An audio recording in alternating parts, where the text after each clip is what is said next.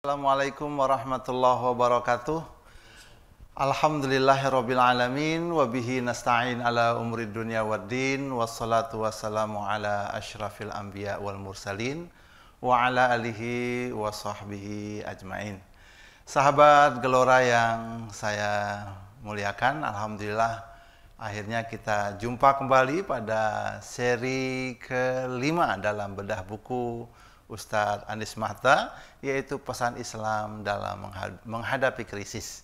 Alhamdulillah pada kesempatan yang mulia ini kita ditemani dengan narasumber kita yang insya Allah kompeten di bidangnya, yaitu yang pertama Bapak Dr. Siswantoro MM sebagai pengamat sosial. Dan yang kedua kita ditemani oleh Dr. Muhammad Rosyad Zain, beliau sebagai wakil rektor dari Universitas Muhammadiyah Riau. Alhamdulillah keduanya sudah berhadir bersama kita. Mudah-mudahan dalam bedah buku kita kali ini yang bertemakan tentang inovasi tengah krisis memberikan banyak pencerahan dan banyak ide-ide yang mendorong kita untuk bisa lebih kreatif lagi, lebih siap lagi dalam menghadapi badai krisis. Bagi kita, krisis adalah sebuah peluang. Untuk itu, mari kita mulai acara bedah buku dari agenda Gelora Cinta Rasul dengan sama-sama kita berselawat. Allahumma salli wa sallim wa barik ala Sayyidina Muhammad. Salli wa sallim ya Rabbi ala Nabi Sayyidina Muhammadin wa alihi wa sahbihi ajma'ina. Salli wa sallim ya Rabbi ala Nabi Sayyidina Muhammadin wa alihi wa sahbihi ajma'ina. Salli wa sallim ya Rabbi ala Nabi Sayyidina Muhammadin wa alihi wa sahbihi ajma'ina. Muhammadin wa alihi wa sahbihi ajma'ina. Alhamdulillah kita sudah bersalawat. Mudah-mudahan dengan salawat ini bisa menghantarkan pada kita lebih menyejukkan, lebih menenangkan, dan lebih mendapatkan inspirasi-inspirasi yang terbaiknya dalam kajian bedah buku kita kali ini. Alhamdulillah bersama kita luar biasa dari sekian perjalanan bedah buku kita. Baru sekarang ada seorang narasumber hadir bersama kita di studio, yaitu bersama kita alhamdulillah Bapak Dr. Siswantoro MM. Assalamualaikum Pak Dokter. Waalaikumsalam warahmatullahi wabarakatuh. Alhamdulillah beliau sudah hadir bersama kita. Beliau seorang pengamat sosial. Saya yakin Pak Dr. Siswantoro sudah menangkap banyak ide-ide dari apa yang disampaikan oleh Ustadz Anies Mahta dalam tema inovasi di tengah krisis.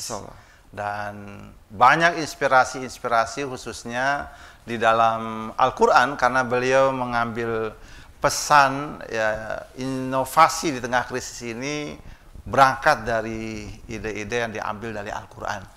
Dan kita juga meyakini bahwa Al-Quran ini sebagai sebuah tidak cuman sebagai kalamullah, tapi juga banyak ide-ide inspirasi yang bisa kita dapatkan untuk kita lebih siap lagi dalam menghadapi krisis yang sekarang ini sedang melanda kita, ya.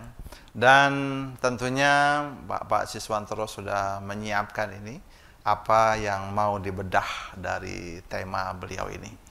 Untuk mempersingkat waktu, Bapak kami persilahkan menyampaikan apa yang menjadi konsennya ya dari petikan-petikan yang didapatkan dari Ustadz Anies Mahta tersebut. Silakan Pak. Terima kasih. Assalamualaikum warahmatullahi wabarakatuh. Waalaikumsalam warahmatullahi wabarakatuh. Bismillahirrahmanirrahim. Alhamdulillahirrahmanirrahim. Pada sore hari ini adalah hari yang berbahagia buat kita semua, khususnya buat saya pribadi untuk menjadi narasumber. Berangkat dari perjalanan saya dari 30 tahun di suatu tugas dan 1 tahun ini di tempat tugas yang baru, memang fenomena untuk menciptakan suatu inovasi yang mampu menciptakan semangat dalam bentuk kegiatan, dalam kehidupan sosial maupun kehidupan berumah tangga atau juga kehidupan agama ini sangat luar biasa sekali. Beberapa hal yang bisa saya gambarkan adalah kita memulai diawali dengan membaca bismillah. Satu hal yang tidak boleh dilupakan oleh kita sebagai umat Islam adalah kata bismillah itu. Dan memang itu harus dipegang teguh. Contohnya diawali dari membiasakan diri untuk bangun malam. Pada saat kita mau tidur kita membaca bismillah. Kemudian kita ada keinginan untuk bangun malam, insya Allah izinkan itu untuk bangun tiap malam, untuk melakukan salat tahajud. Trik yang paling gampang adalah adalah kita menggunakan air putih hangat. Satu ini kita bicara dari awal dulu. Untuk bisa bangun malam itu adalah menggunakan air hangat. Kita minum dengan mungkin 2-3 gelas. Dan saya yakin itu nanti pasti tengah malam kita akan terbangun untuk ke kamar kecil. Setelah itu kita wudhu, terus kita melakukan sholat tahajud. Kemudian sholat taubatan nasuha dan juga sholat hajat itu bisa kita lakukan. Itu yang pertama biasa saya lakukan selama 10 tahun ini. Jadi saya sudah mencoba sebelum saya berbicara seperti ini, saya lakukan dulu inovasi saya sehingga mau menghasilkan motivasi yang sangat tinggi, yaitu ingin dekat dengan Allah Subhanahu wa taala. Dan itu berhasil. Sudah berjalan selama 12 tahun ini, alhamdulillah, teknik dengan menggunakan yang sederhana yaitu air putih hangat.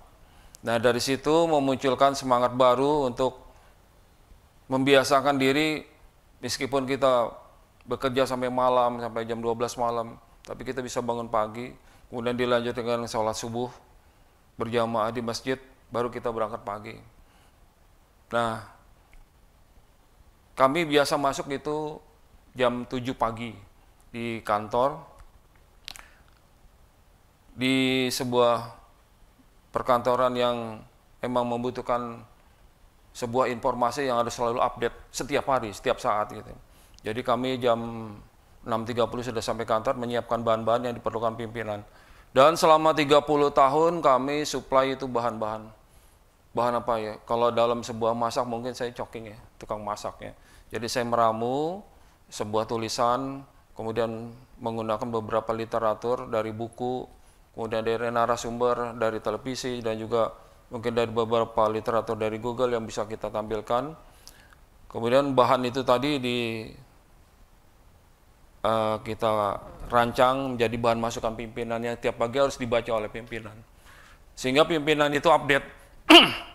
Kalau ada dunia namanya Linksra, kalau di umum mungkin Linksra itu tidak terkenal ya, Linksra itu lingkungan strategi, tetapi di dunia kami Linksra itu biasa itu. Jadi Linksra dalam bentuk regional, kemudian nasional, sampai di tingkat global, tingkat dunia itu. Dan itu bisa dilihat oleh pimpinan seberapa besar kejadian yang ada di Indonesia, kemudian di negara Asia, mungkin di dunia itu. Ini sangat baik bagi pimpinan karena mendapatkan berita yang masih hangat, karena yang baru saja terjadi. Itu kami rangkum sehingga menjadikan bahan. Alhamdulillah bahan-bahan ini kami kumpulkan jadi satu, jadi ketika pada hari libur seperti hari Sabtu atau hari Minggu, kami mampu melakukan menyiapkan bahan kebutuhan yang dibutuhkan pimpinan itu setiap jam berapa saja. Apabila diminta jam 7 malam kita siap, jam 3 malam juga kita siap. Kalau ini untuk awal, untuk awalnya bekerja. Nah, dari situ dengan adanya pengetahuan tentang Listra ini memunculkan kepada kita inovasi-inovasi baru. Salah satunya adalah pengetahuan tentang teknologi, teknologi dasar gitu. Iya, iya. Ya, teknologi dasar ini yang bisa kita ambil lah, kita bisa mengetahui bagaimana jika kita menggunakan handphone seperti ini. Ini juga idenya munculnya dengan sendirinya. Handphone ini sangat dibutuhkan di era teknologi sini. Nah, ketika teknologi ini tiba-tiba hilang, kita seperti kayak lumpuh gitu. Padahal ada beberapa pengetahuan baru yang kita ambil tadi di dalam beberapa literatur itu kita bisa menggunakan. Sebenarnya handphone ini kalau di tempat umum bisa juga hilang, tapi juga bisa nyelip. Tidak diketahui. Siapapun yang menghubungi saya ini tidak akan berbunyi. Dari pihak manapun, dari segi keamanan, dari TNI, polisi, atau dari mana ini tidak bisa dihubungin. Tidak bergetar, tidak berbunyi. Tetapi kita mempunyai teknologi cadangan yang bisa membunyikan barang ini ada di mana saja. Ya, ini sepele nih, ini teknologi inovasi. Karena apa? Sekarang para pejabat kehilangan dompet mungkin nggak ada masalah ya, gitu. Tapi kalau kehilangan handphone ini luar biasa, karena datanya ada di sini semua. Sebetulnya kalau data ini nggak hilang atau handphone ini tidak hilang, mungkin jatuh di mobil atau di mana, ini bisa diketahui posisi keberadaannya dari mana. Nah, berangkat dari penyediaan bahan-bahan seperti itu, saya khawatir bahan-bahan yang saya kirim tiap pagi ke pimpinan itu tiba-tiba tidak ada datanya, alias handphonenya hilang gitu loh. Padahal handphone sebenarnya nggak hilang.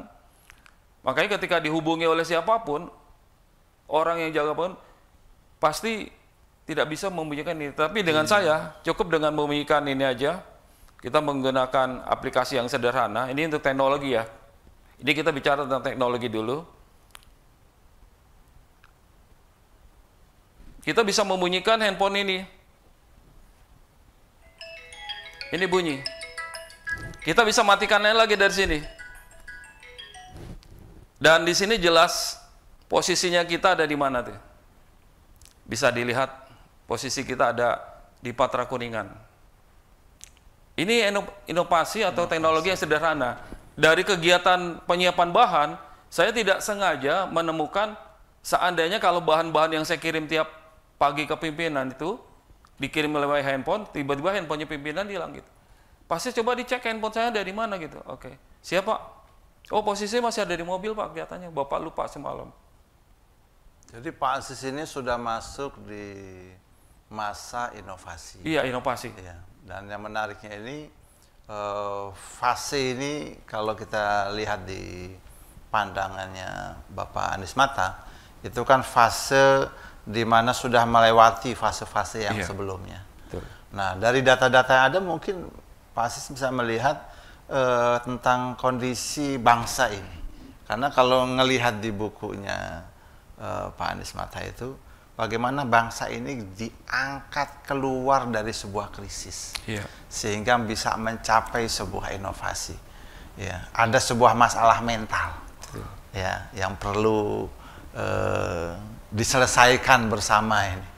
Nah, kira-kira dari data-data yang ada, bagaimana mengangkat masalah mental supaya bangsa ini bisa menyelesaikan krisis mentalnya itu? Baik. Bismillahirrahmanirrahim. Saya coba menjawab. Ada kaitan antara pertanyaan yang tadi Pak Rahen katakan dengan inovasi yang tadi saya lakukan. Di sini ada dua saya melihatnya. Yang pertama dari segi masyarakatnya, yang kedua dari teknologinya. Kalau dari segi masyarakatnya, bangsa Indonesia ini sekian persen ada yang ingin maju dengan adanya teknologi, ingin tahu, ingin mau tahu. Tapi ada juga beberapa persen yang tidak mau tahu. Nah, ketika terjadinya krisis, nah orang-orang yang tidak mau tahu inilah yang akhirnya diombang-ambing oleh teknologi. Salah satunya media massa. Media massa itu Bapak bisa lihat di luar negeri itu selalu memutarkan balikan fakta. Contohnya bahwa Islam itu teroris. Padahal itu kan permainan dari media massa. Media massa yang ingin memperburuk agama Islam. Nah, orang yang tadi saya sebutkan tadi, yang tidak mau kenal teknologi, pasti akan hanyut itu. Akan terbawa arus itu. Akhirnya ujung-ujungnya itu tadi, ada yang mudah diperalat menjadi teroris, seperti di Poso kita bisa lihat itu masih terjadi itu. Dan itu kenapa? Karena kekurangan teknologi. Kalau kalau dia mau tahu tadi yang kedua, dia mau belajar teknologi, dia pasti akan melihat kok teknologi atau media massa ini kok selalu mengkerdilkan Islam. Bapak bisa lihat di beberapa media massa atau di beberapa di YouTube itu bisa dilihat bahwa di luar negeri itu media massa yang bermain. Sehingga digambarkan bahwa setiap terjadi kerusuhan, terjadi penembakan atau terjadi apa, itu seolah-olah Islam itu yang bermasalah. Nah, inilah yang pemutarbalikan fakta. Nah, bangsa kita ini, bangsa Indonesia harus mau pindah tadi dari yang satu menjadi yang kedua. Dari tadinya nggak mau kenal teknologi, harus mau tahu tentang teknologi.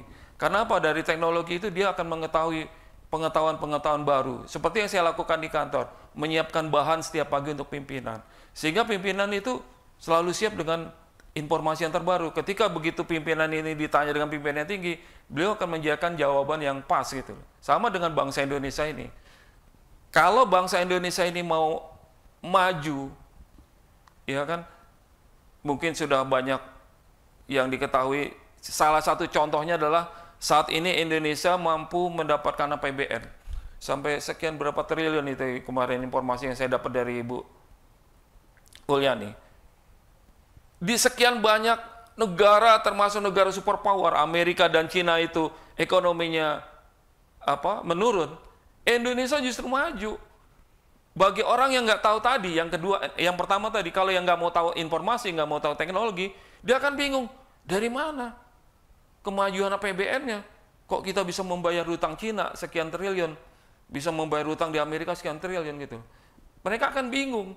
Kenapa? Karena nggak mau tahu teknologi. Nah, orang-orang inilah yang harus dibangkitkan inovasinya, bahwa teknologi dan informasi sangat dibutuhkan dan sangat diperlukan. Untuk memajukan apa? Memajukan sebuah bangsa. Ya. Kalau yang sudah maju, mungkin, oh ya, kemarin APBN kita naik sekian triliun karena ada beberapa pos-pos yang di BUMN itu berhasil dengan baik. Nah, artinya ada peran kepemimpinan di sini ya. Ya, menarik di sini. Karena memang sebagaimana yang Pak Ustadz Anies Mata menyebutkan, bagaimana menuju kepada sebuah inovasi ini kan berangkat dari kepemimpinan. Iya. Nah, ada kepemimpinan yang bisa menyelesaikan masalah-masalah krisis mental. Ya. Oke, sahabat Gelora yang saya muliakan, ya, mungkin dalam kesempatan dialog kita ini kita juga mengundang Dr. Rashad Zain. Assalamualaikum, Dr. Rashad. Waalaikumsalam warahmatullahi wabarakatuh. Alhamdulillah, cerah sekali sore ini. Alhamdulillah. Ya, gimana? Ya, Pak Dokter. Dr. Rashad, tentunya sudah mengunyah-ngunyah ya dari tema inovasi di tengah krisis. Apa yang disampaikan paparan pemikiran oleh Ustadz Anies Mata. Mungkin Dr. Rashad ada tambahan-tambahan atau inspirasi dari apa yang disampaikan oleh Ustadz Anies Mata tersebut. Ya, kita ini tektokan aja nih. Nanti dari Dr. Rashad pindah ke Dr. Sis ini kan. Silakan Dr. Rashad. Assalamualaikum warahmatullahi wabarakatuh. Waalaikumsalam warahmatullahi wabarakatuh. Alhamdulillah.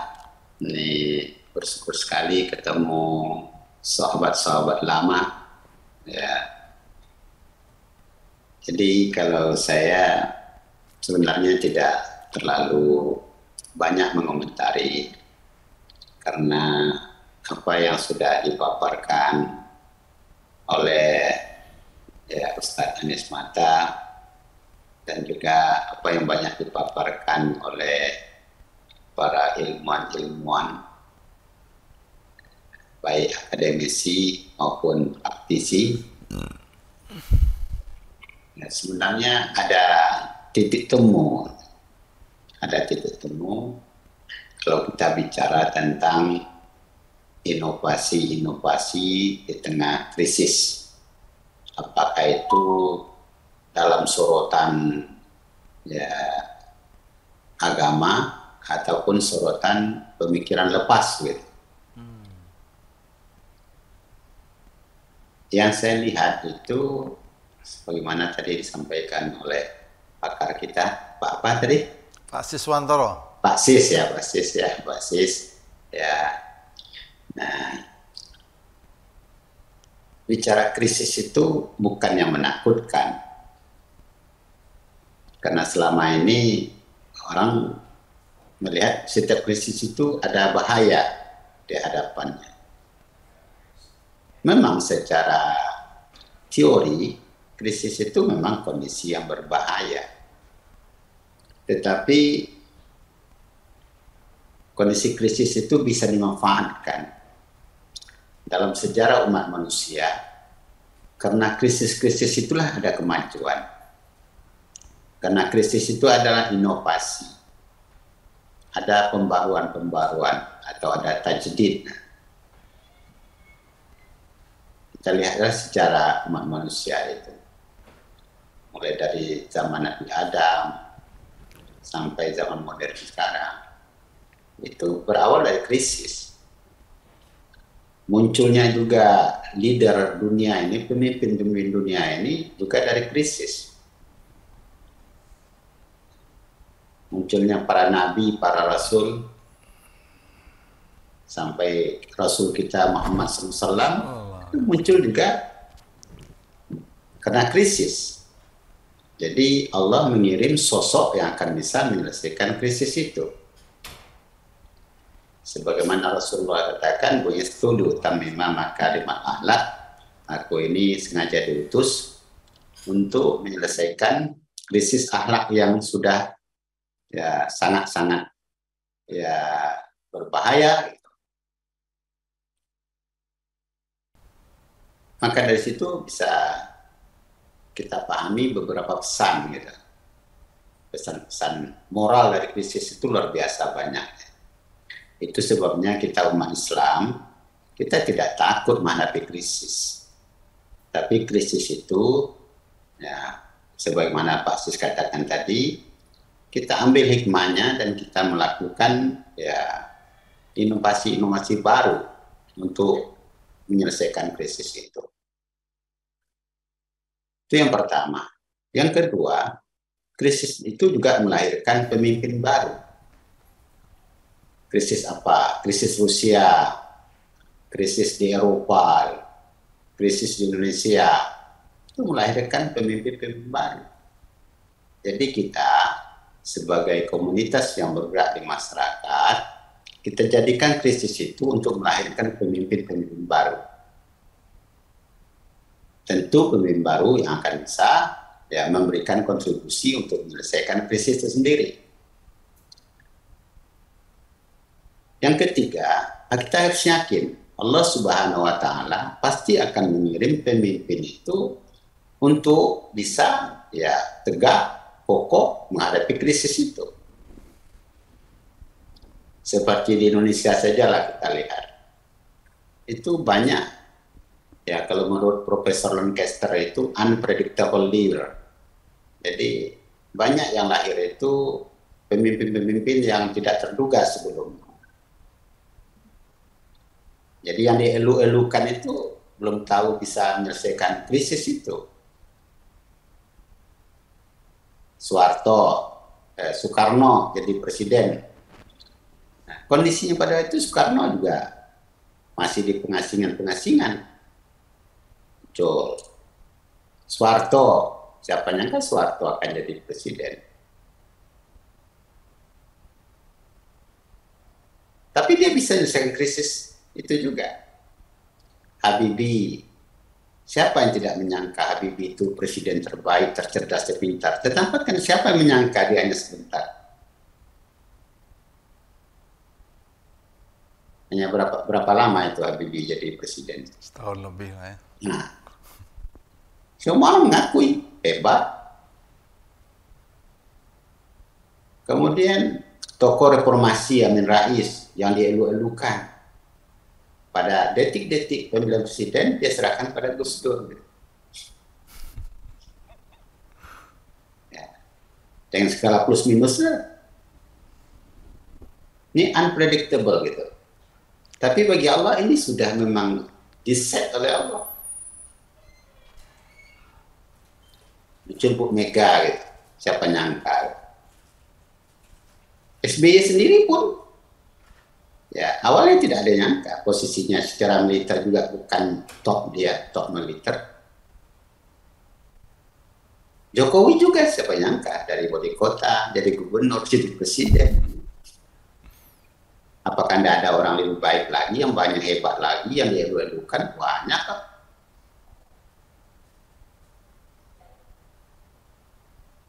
Nah ini, kita lihat. Jadi kita melihat sisi realnya. Kadang-kadang kalau kita melihat secara teoritis, terlalu banyak, terlalu panjang, kadang kita nggak bisa ngambil kesimpulan. Saya setuju dengan Pak Sis tadi. Gitu. Ya. Asal kita mau melihat, belajar. Kalau istilah orang Sumatera itu alam menjadi guru. Ya. Jadi kalau kami Sumatera ini Pak Sis, alam terkembang menjadi guru. Gitu. Artinya bi'ah kita ini menjadi guru. Gitu. Situasi menjadi guru. Gitu. Saya termasuk Pak Sis? Orang yang tidak terlalu tertarik dengan hingar-bingar, oh ini hebat, ini enggak. Gitu. Karena saya orang akademisi. Gitu. Tapi kita mesti strike on. Apa goal kita, goyah kita apa? Pak Rehan, apa tujuannya goyahnya? Strike on saja di situ. Ya, step on aja di situ. Insya Allah, Allahumma ana insya Allah. Ini ada yang menarik nih Pak Rasyad nih. Krisis itu berarti menciptakan ketidakpastian. Jadi yang pasti dalam krisis itu adalah ketidakpastian. Nah, siapa yang bisa mengelola ketidakpastian ini yang menjadi sebuah arah, itulah yang bisa jadi pemimpin. Kira-kira begitu Pak Dr. Rasyad. Itu satu sisi. Ya. Satu sisi bisa seperti itu. Krisis itu memang dilihat ketidakpastian. Tapi krisis itu sendiri kepastian. Kepastian dalam menghadapi ketidakpastian. Nah, tergantung pada siapa ini. Nah, kita ingin dikendalikan oleh krisis atau kita ingin mengendalikan krisis? Ya. Kita akan hanyut oleh krisis atau kita akan mencarikan solusi dalam krisis itu? Nah, ini menarik nih, bagaimana mengendalikan krisis. Ini. Nah, tadi kan sudah dibaca oleh Pak Sis, sekilas tadi saya dengar saja kan. Inovasi teknologi itu sebenarnya sudah ada, ya. Tetapi kita tidak mau belajar. Maka orang yang mau belajar dari krisis ke krisis dan mau menatap masa depan, nah inilah yang akan lahir nanti pemimpin yang bagus, yang powerful leader. Kalau saya ke sana melihat, jadi kita belajar dari krisis ke krisis. Kemudian kita tidak hanyut oleh krisis itu. Nah, kita ingin memaknai krisis itu dengan hal-hal yang positif. Coba Pak Dr. Rehan dulu. Saya tanyakan, coba Pak Dr. Rehan lah, ungkapkan sedikit. Krisis apa yang anggaplah krisis yang Pak Rehan coba pandang selama ini yang agak besar lah krisisnya apa? Ya kalau sekarang pandemi ini. Pandemi, krisis ekonomi, ya kan? Ya. Pandemi itu kan sudah ada terus dari dulu sampai sekarang kan ada terus. Per 100 tahun kan ada pandemi terus. Dan itu sudah siklus kan. Krisis ekonomi kan dari zaman dulu kan. Dulu cukup pangan itu, kayak dulu. Tapi juga terselesaikan setelah itu. Dengan inovasi. Nah, kalau saya melihat, pertama memang inovasi penting, yang kedua moral kita diperbaiki. Karena moral itulah yang akan bisa menyelesaikan krisis. Karena semua krisis di dunia ini itu diperbesar, diperlaju oleh moral. Artinya tesis yang disampaikan oleh Ustadz Anies Mata dalam tema inovasi tengah krisis, beliau kan menyebutkan 4 hal itu ya. Bagaimana ada supremasi mental, kemudian perenggangan otot-otak gitu ya, fokus pada kekuatan sendiri, fokus pada kelemahan lawan. Ini sebuah tesis yang kira-kira menurut Dr. Rosyad bagaimana? Ya, itu yang saya baca benar adanya seperti itu. Cuma saya ingin melihat di sisi lain ini, bagaimana mengelola krisis. Secara konsep, secara teori, secara pengalaman, ya itulah adanya. Sekarang bagaimana kita bisa menjadi aktor sehingga krisis itu melahirkan inovator-inovator baru, melahirkan leader-leader yang baru. Nah, kita lihatlah Nabi Muhammad SAW. Dia lahir kan karena krisis moral kan, orang jahiliyah, dikirim oleh Allah. Tapi berbeda kan kalau pada Rasul, para Nabi dikirim oleh Allah. Nabi Musa, Nabi Isa, sampai tadi presiden-presiden ini, kita lihat saja lah. Itu dikirim. Kita tidak sadar kadang-kadang bahwa yang ngirim itu Allah. Jokowi jadi presiden yang kirim Allah. Kalau tidak sudah jadi, Gus jadi presiden Allah, Habibie jadi presiden sebentar itu ya Allah. Nah, saya lihat pesan-pesan yang disampaikan Ustadz Anies ini itu sebetulnya kajian yang sangat luas sekali dan sangat mendalam. Tapi saya tetap ya konsis terhadap apapun krisisnya itu akan melahirkan ya inovasi baru dan akan muncul pemimpin-pemimpin baru. Nah, persoalannya siapa pemimpin baru yang bisa melahirkan inovasi baru di krisis Indonesia sekarang atau dunia sekarang? Itu perlu kita pertanyakan siapa. Paling-paling kita bisa memberikan indikasi-indikasinya. Yang pertama indikasinya adalah orang yang bisa membaca krisis itu sendiri. Yang kedua, orang bisa keluar dari krisis itu sendiri. Yang ketiga, orang yang mau belajar banyak dari krisis itu sendiri. Kemudian kalau bahasa orang-orang tua-tua kita itu, jangan kita ya sampai ya larut dalam krisis itu sendiri.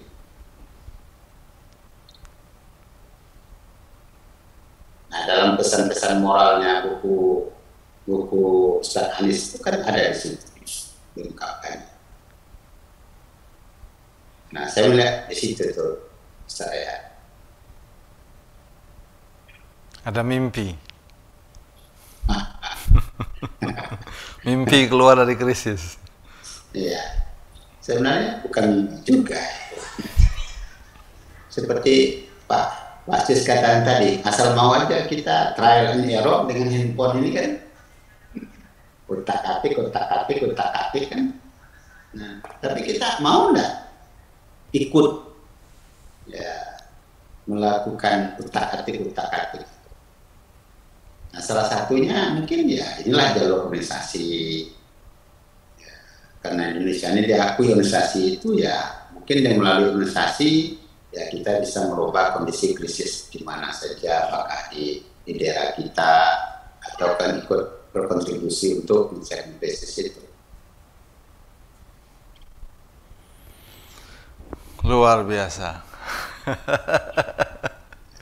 Barakallahu fiik. Ya. Itu sebuah pencerahan dari Dr. Muhammad Rashad Zain. Ya. Mungkin dari Pak Asis ada mau menambahkan apa yang sudah disampaikan oleh Dr. Rashad tadi. Oh ya, silakan Pak Sis. Oke, terima kasih Pak Jai. Pak Jai, saya setuju dengan pendapat Bapak. Itu jika dilihat dari segi akademisi itu memang sebuah pencerahan dan inovasi dari di bidang akademisi. Tetapi kami di lingkungan masyarakat, di lingkungan elit pimpinan adalah sebuah inovasi dari setiap orang untuk memberikan kontribusi yang terbaik untuk dirinya sendiri, kemudian untuk keluarganya, kemudian untuk lingkungannya, bahkan untuk pimpinan, yang lebih luas adalah untuk negara. Dalam hal ini, satu sisi saya berkecimpung di dalam sesuatu organisasi, satu sisi berkecimpung di masyarakat. Nah, lingkungan masyarakat yang kami lihat itu adalah mulai dari lingkungan Karang Taruna sampai ormas masyarakat, kemudian dari yang umumnya dari pramuka sampai KNPI itu. Dan ini saya perhatikan semuanya itu kembali kepada inovasi dan teknologi. Itu yang bisa saya sampaikan. Karena apa? Sebuah krisis, jika kita tidak mempersiapkan diri dengan baik, data-data tentang perkembangan sekarang, kemudian data-data tentang kerusakan yang ada terjadi pada saat ini, kita tidak bisa berbicara dan kita tidak bisa menemukan inovasi bagaimana memecahkan permasalahan ini. Oleh karena itu, dua hal itu tadi yang bisa saya sampaikan adalah inovasi dan teknologi. Dua hal ini yang sangat dibutuhkan. Karena apa? Keterbatasan manusia dalam mengingat, keterbatasan manusia dalam belajar, keterbatasan manusia dalam bersilaturahmi, berkunjung ke tempat dari tempat satu ke tempat yang lain, itu membutuhkan tentunya waktu, tenaga, pikiran, dan biaya besar. Tetapi dengan teknologi, apalagi didukung dengan keinginan dari motivasi yang tinggi, maka akan menciptakan sebuah inovasi yang baru. Bagaimana memecahkan permasalahan di masyarakat, permasalahan di lingkungan pimpinan, termasuk di lingkungan di akademisi. Kami sebagai lulusan Universitas Negeri Jakarta di tahun 2017 itu mencoba bagaimana memberikan masukan kontribusi kepada rekan-rekan di kampus bahwa teknologi dan inovasi adalah dua mata pedang yang tidak bisa dipisahkan. Karena apa? Dua-duanya itu sangat dibutuhkan. Satu inovasi dari diri sendiri untuk menyelesaikan masalah di kampus maupun di lingkungan pendidikan. Tetapi kalau tidak didukung dengan teknologi, itu ibarat sebuah kita jalan kaki di jalan tol, tidak bisa melakukan perjalanan cepat. Tapi kalau kita bisa menggunakan mobil, itu perjalanan akan semakin cepat. Di udara kita bisa menggunakan dengan pesawat. Oleh sebab itu, yang saya tanamkan adalah di sini adalah inovasi dan teknologi. Karena apa? Dua-duanya inilah yang membantu saya, alhamdulillah, bisa sampai berdiri di sini dan bisa bekerja di lingkungan masyarakat, di lingkungan sosial, kemudian di lingkungan pemerintah. Dan sampai hari ini, alhamdulillah sudah bisa semua saya laksanakan itu. Semua tentunya tidak lepas dari Allah Subhanahu wa Ta'ala yang memberikan kesempatan kepada saya untuk melakukan inovasi dengan bantuan teknologi, sehingga saya bisa berdiri sampai saat ini di kehidupan saat ini. Begitu. Oke, jazakallah khairan. Ya. Ya bagus, menarik itu. Ya, Jadi silakan. Pak Rehan memang ya kita harus mempersiapkan di posisi kita. Jadi kalau kita bicara kita ya kita harus mempersiapkan. Jadi tugas kita itu mempersiapkan sehingga kita tidak takut dengan krisis itu. Kita manfaatkan krisis itu. Kita kelola krisis itu. Malah musibah pun yang kita hadapi kita kelola dengan baik. Jadi saya setuju dengan Pak Sis tadi, walaupun sebenarnya ya teknologi itu tidak ansih ya, karena akan bisa datang suatu zaman terjadi sesuatu yang tidak terduga terhadap teknologi ini, orang jadi bingung. Sekarang aja lah, kalau dulu orang pedagang di kampung, Pak Sis, itu kalau kita tanya, berapa semua belanja saya? Cepat dihitung, gini, selesai deh tuh. Sekarang pakai ini dulu, pakai apa namanya? Kalkulator. Kenapa? Karena diasah terus sana, semuanya instan. Nah ini juga kita antisipasi, kita persiapkan. Ya, yang instan secara teknologi that's okay. Tetapi kita juga persiapkan ya yang tidak instan itu. Jadi kalau kita mau memang bisa mengendalikan krisis itu, teknologi ya kita pacu, tetapi secara integriti kita, secara manusiawi kita, ya kita harus persiapkan juga. Jadi pemimpin-pemimpin ke depan ya harus menggunakan teknologi, melakukan inovasi dengan segala kreativitasnya, tetapi juga kita harus menyiapkan ya sesuatu sebagai antisipasi dari teknologi itu. Jadi Pak Sis mungkin nanti akan bisa mengembangkan lagi antisipasi ya kemajuan teknologi itu. Karena sekarang kan manusia itu akan dijadikan teknologi. Kalau selama ini kan manusia itu mengotak-atik data. Sekarang kan manusia itu yang dijadikan data. Sekarang sudah manusia itu tidak bisa subjek lagi, tapi manusia itu sudah objek.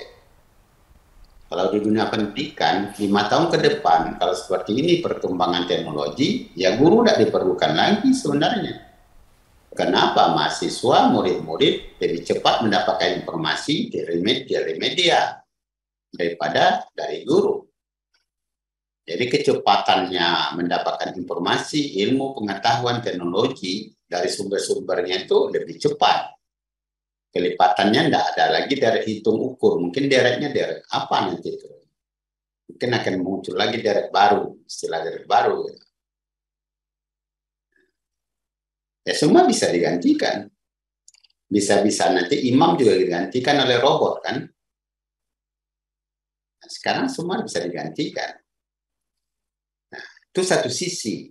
Tapi sisi lain, kita harus mempersiapkan diri ya, untuk mengantisipasi juga kemajuan teknologi itu. Nah, oleh karena itu, kita disuruh melihat ke depan. Ke depan yang lebih jauh, tapi kita juga melangkah harus sesuai langkah manusiawi kita, insania kita. Jadi jangan kita sampai meninggalkan insania kita. Itu kajian-kajian insania kita itu mesti. Kalau tidak nanti manusia itu berubah jadi robot atau dirobotkan. Tapi kita kembali kepada pesan-pesan yang ditulis oleh Ustaz Anies, ini sebenarnya membuka cakrawala kita tentang menghadapi krisis dan harus melakukan inovasi di semua lini. Dan Pak Sis tadi sudah mencontohkan betul luar biasa seperti itu. Dan saya sependapat. Mungkin itu tambahan komentar dari saya, Ustaz Rehan. Gelora yang saya cintai, mari kita break sebentar untuk menyaksikan pesan-pesan berikut ini. Pada semesta kita bertumbuh. Pada semesta kita menggantungkan harapan. Semesta memberi kita banyak hal daripada yang ia dapatkan. Sementara kita sibuk mencari jutaan alasan untuk memberi pada semesta. Kami menjaga kehidupan semesta dengan menanam, memastikan mata rantai kehidupan tetap selaras pada alurnya. Tak banyak, namun perubahan kecil ini adalah wujud cinta kami padamu, pada negeri ini, pada semesta yang padanya kita akan kembali. Mari selamatkan bumi, gelorakan tanam 10 juta pohon. Ayo tanam pohon. Gelora tanam 10 juta pohon. Pohon kita, oksigen kita. Pohon kita, hidup kita.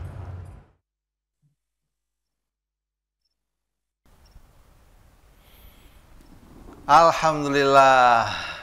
Alhamdulillah kita bisa melanjutkan kembali acara bedah buku kita. Pada sesi sekarang ini ada beberapa pertanyaan ya, untuk narasumber dari tema-tema yang sudah kita angkat tentang inovasi di tengah krisis. Ada pertanyaan yang pertama ini dari Pak Ihsan tentang bagaimana mengelola krisis agar menghasilkan motivator dan pemimpin. Nah, ini menarik karena dari tema yang diangkat oleh Ustadz Anies Mata juga bahwa memang pemimpin inilah yang yang dituntut pertama kali dalam menyelesaikan krisis ini sendiri. Nah, sekarang dengan krisis ini kira-kira menurut pandangan para narasumber ini bagaimana mengelolanya krisis nih supaya krisis ini betul-betul menghasilkan motivator dan pemimpin, bukan menghasilkan kebingungan makin berkepanjangan, ya mungkin bukan menghasilkan ketidakjelasan arah yang kita butuhkan khususnya di Indonesia ini. Ya. Silakan dari Pak Asis dulu, mungkin ada ide-ide bagaimana kira-kira mengelola krisis ini asal bisa menghasilkan pemimpin yang bisa memotivasi. Ya. Oke, bismillahirrahmanirrahim. Kalau pengalaman saya selama 30 tahun ya di dalam dunia kemasyarakatan maupun dunia kepemerintahan, yang pertama adalah kumpulkan informasi sebanyak-banyaknya. Data. Informasi itu bagus, kita kumpulkan. Informasi kurang bagus, kita kumpulkan. Semua data dikumpulkan jadi satu. Hari ini ada krisis, kita kumpulkan datanya. Krisis itu permasalahannya apa? Nanti kita jadikan variabel, kemudian jadikan indikator. Semua data dikumpulkan. Krisis ini baik, kita kumpulkan juga. Semua data dikumpulkan, setelah data terkumpulkan, baru kita analisa. Dari analisa ini akan memunculkan jawaban, langkah keluar dari menghadapi krisis ini seperti apa. Dan tadi sudah saya jelaskan, kenapa di saat negara Amerika Serikat dan Cina, yang jelas-jelas negara superpower itu mengalami krisis ekonomi, kenapa justru Indonesia APBN-nya semakin meningkat, sekian triliun, itu meningkat. Tadi yang dikatakan Pak Jai itu benar, bahwa di dalam sebuah krisis, nanti akan menghasilkan seorang pemimpin. Nah, dari krisis yang terjadi di Indonesia itu, saya lihat Ibu Sri Mulyani mampu mencarikan jalan keluar, memberikan masukan kepada Pak Jokowi tentang kebijakan-kebijakan apa yang harus diambil. Dengan adanya keuntungan dari APBN, bahwa kita akan menghadapi krisis ini berjalan dengan baik. Dan itu yang berhasil. Alhamdulillah Pak Jokowi bisa menjawab permasalahan krisis ini dengan baik. Mungkin karena ini eranya Pak Jokowi, Jokowi lah yang menjadi target man atau penentu kebijakan tadi. Iya. Oke, jazakumullah khairan Pak Sis. Pak Dr. Rashad, mungkin ada mau menambahkan? Ya, baik. Sebenarnya cukup oleh Pak Sis tadi itu. Iya. Memang kita perlu mengambil langkah-langkah strategis dalam menghadapi krisis sehingga nanti bisa melahirkan pemimpin yang bisa mengeluarkan kita dari krisis itu sendiri. Secara ya teoritis ya, pengalaman-pengalaman dalam kajian manajemen, yang pertama memang kita harus ya mendata dulu, mengidentifikasi dulu. Ini benar krisis ini atau krisis-krisisan itu? Kalau tadi krisisnya disebut karena pandemi, ini betul-betul pandemi itu atau ini memang hanya luaran-luarannya aja gitu?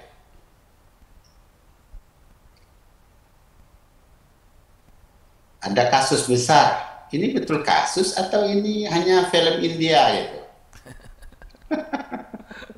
Jadi kayak kita jangan terbuai. Nah, jadi umat Islam itu kan itu yang selalu disenandungkan oleh Ustaz Raihan itu.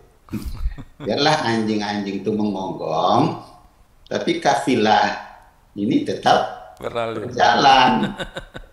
Nah, jangan kita ikut pula. Ini gonggong siapa, habis pikiran energi kita memikirkan itu.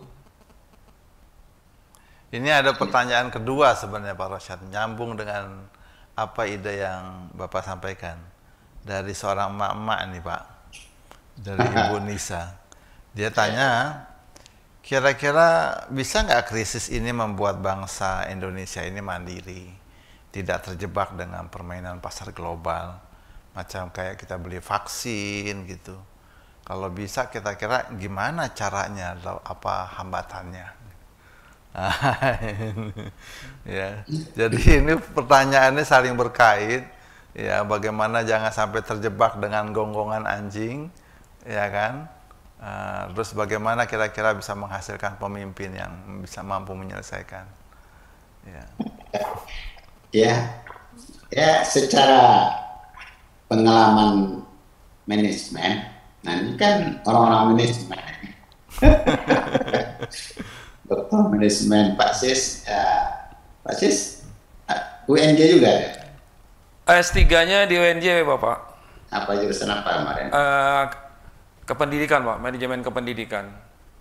Pak, saya pernah nimbrung juga sebentar. Jadi yang pertama itu syariat memang kita harus identifikasi dulu lah. Kita harus data betul. Jadi kita harus pastikan ini betul krisis ini atau ini hanya gelombang. Itu penting pertama. Kadang-kadang tidak semua krisis yang dianggap krisis orang itu krisis. Itu hanya gelombang aja, bermain gelombang. Kalau angin utara ini gelombangnya, angin selatan ini gelombangnya. Itu kalau Alvin Toffler itu kan dibahasnya kan masalah gelombang, bukan?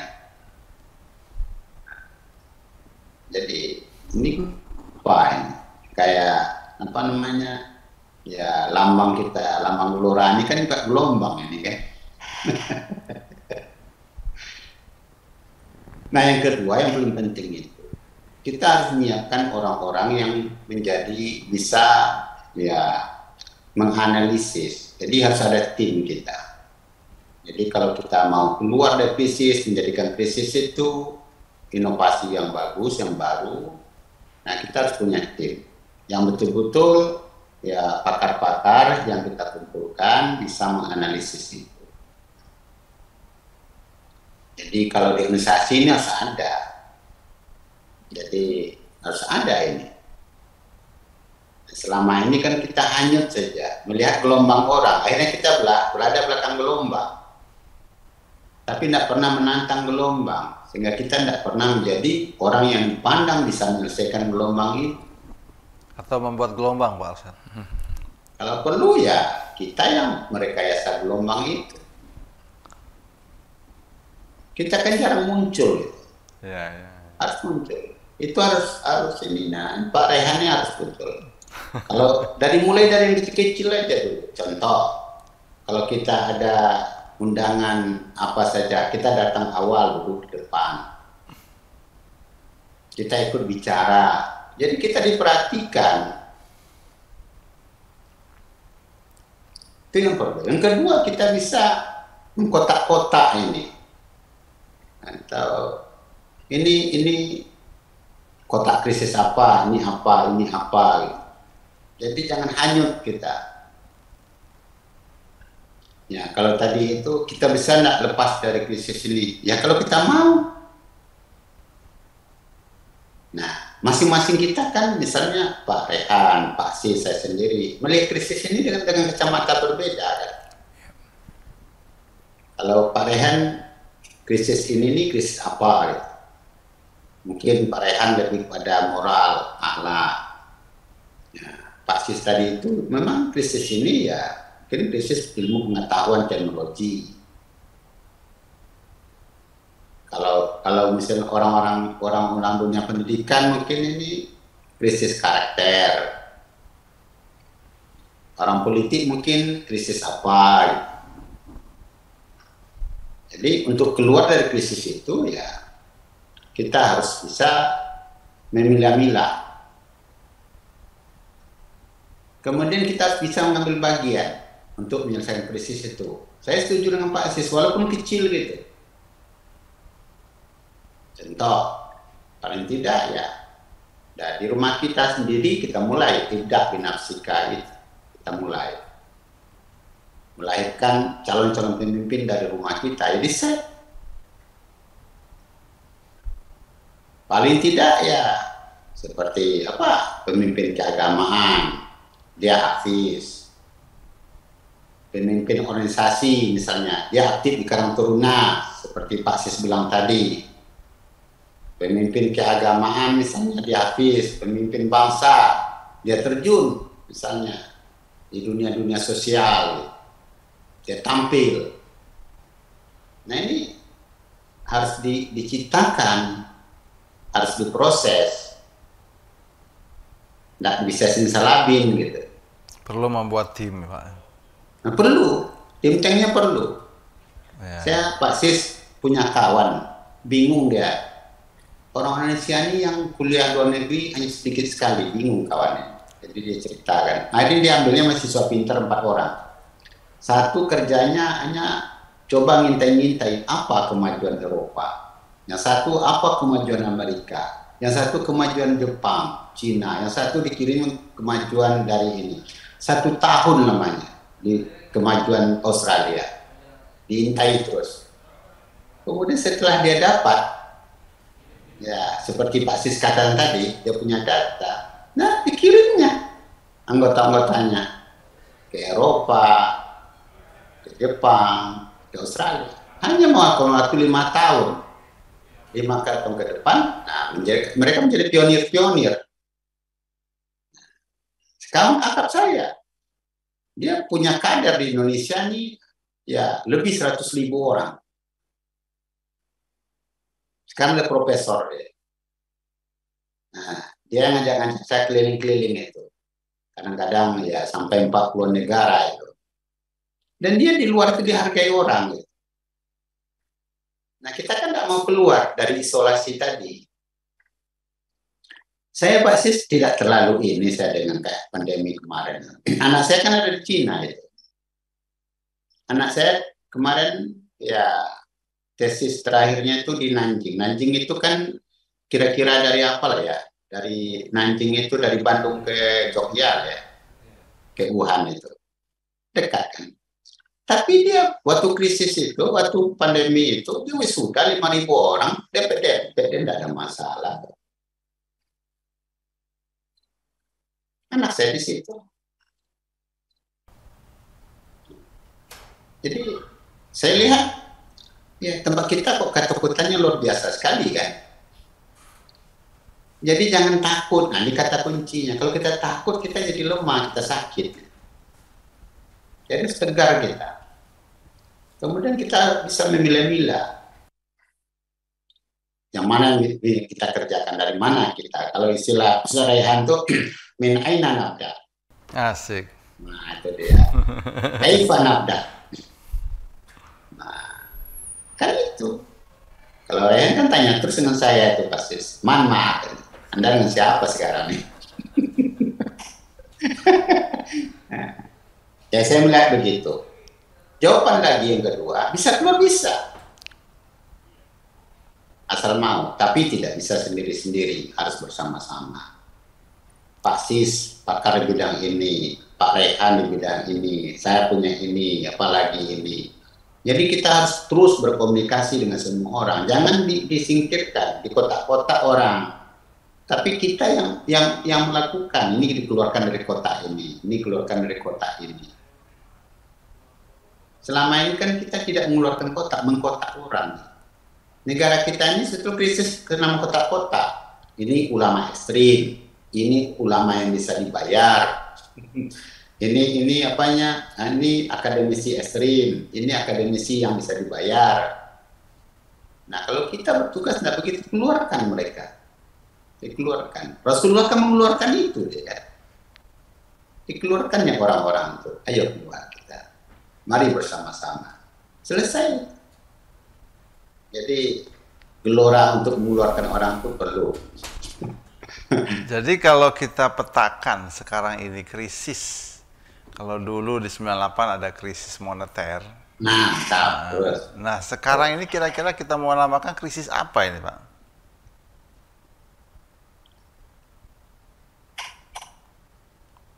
Pasti sini tanya. Ya.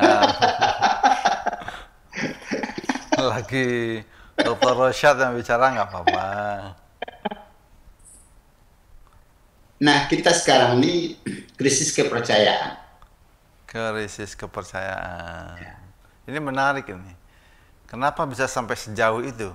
Ketidakpercayaan dengan pemerintah atau dengan kepemimpinan ini yang ada? Kayaknya merembes. Dengan ulama pun sudah mulai orang tidak percaya. Udah krisis. Terus siapa lagi menjadi figur panutan kita, uswatun hasanah kita? Tidak usah kita bicara yang jauh. Kita Indonesia, dasar filsafat negara kita Pancasila. Coba tunjuk orang satu saja, siapa yang Pancasilais. Nah, untuk keluar dari krisis kepercayaan ini, gimana kita menghadirkan seorang pemimpin? Nah, indikator pemimpin yang dipercaya itu kan sudah ada indikator pada Rasulullah kan. Sidik, benar, amanah, fatona, tabligh. Harus ke sana kita, nggak usah pakai teori-teori yang lain. Ya. Oke, luar biasa. Ya. Tapi kita yakin, insya Allah kita bisa melewati krisis ini dengan baik. Iya, saya yakin ya. Jadi nanti kita akan bisa ya mengeluarkan orang-orang dari kotak-kotak tadi. Ini sengaja di kotak-kotak ini. Nah, Ustaz Rehan kotak mana ini dimasukkan mana? Di kotak di kotak mana, kita keluarkan satu persatu. Dan mereka itu juga tidak nyaman di kotak itu. Tidak nyaman dia dikatakan. Atau kita harus keluar dari kotak itu sendiri. Kita yang harus berada di luar kotak, dan kita harus menarik orang-orang dari kotak-kotak itu. Dan kotak-kotak itu kan diadu-adu. Ini yang ngadu-ngadu ini globalis atau ada dari dalam juga nih, Pak? Apanya itu? Yang ngadu-ngadu antar kotak ini siapa ini? Pemimpin dari dalam di Indonesia atau memang para globalis itu sendiri? Nah, kalau saya membahasakan ada konspirasi. Konspirasi. Dari mana konspirasi itu? Konspirasi itu bisa lahir konspirasi dari kelompok kecil, bisa kelompok besar. Konspirasi itu dibesarkan untuk menjaga kepentingan.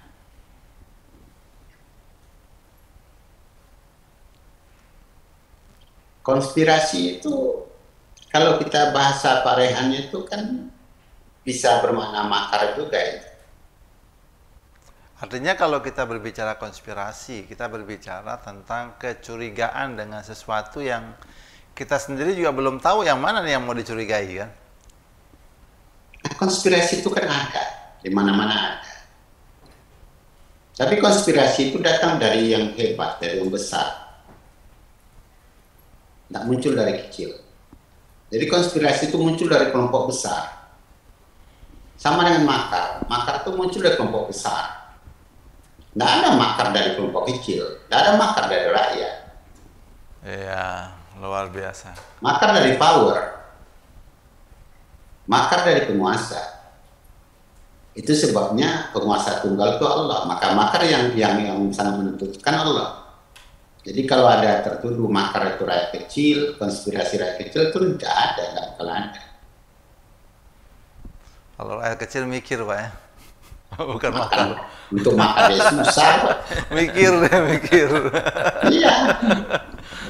Oke, jazakumullah khairan atas masukan-masukan yang luar biasa.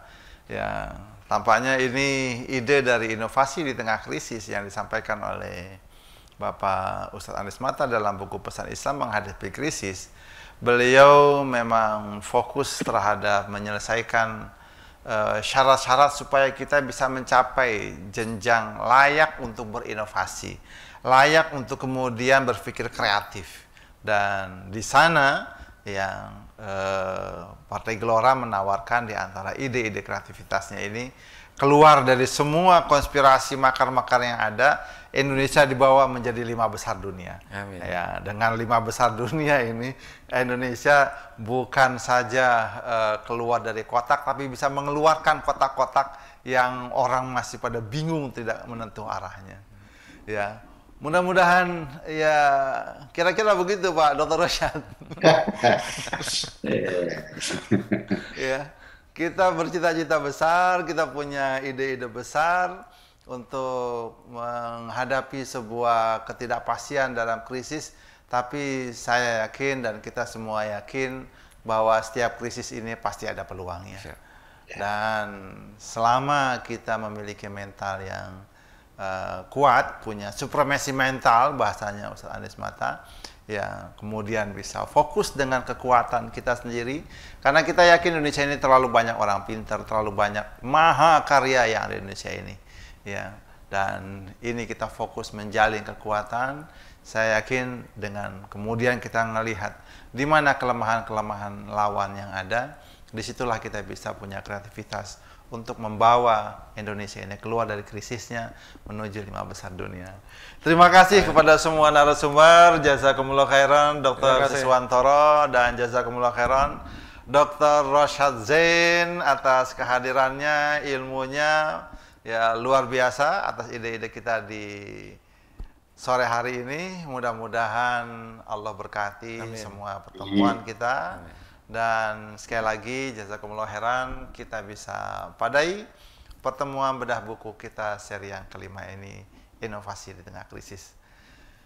Baik sahabat Gelora yang saya muliakan, kita ketemu lagi pada seri berikutnya, tentunya dengan narasumber yang insya Allah lebih kompeten lagi, dan ya, kita terus mencari narasumber yang kompeten untuk terus membedah buku dari Ustadz Anies Mata ini. Terima kasih, kita padai dengan sama-sama kita berselawat kepada Rasulullah Sallallahu Alaihi Wasallam. Allahumma salli salatan daimatan wa salim salaman taman ala sayyidina Muhammadin alladhi tanhalu bihi al-uqadu wa tanfariju bihi al-kurabu wa tuqda bihi al-hawaiju wa tunalu bihi al-raghaibu. Jazakumullah khairan. Assalamualaikum warahmatullahi wabarakatuh. Waalaikumsalam. Wabarakatuh.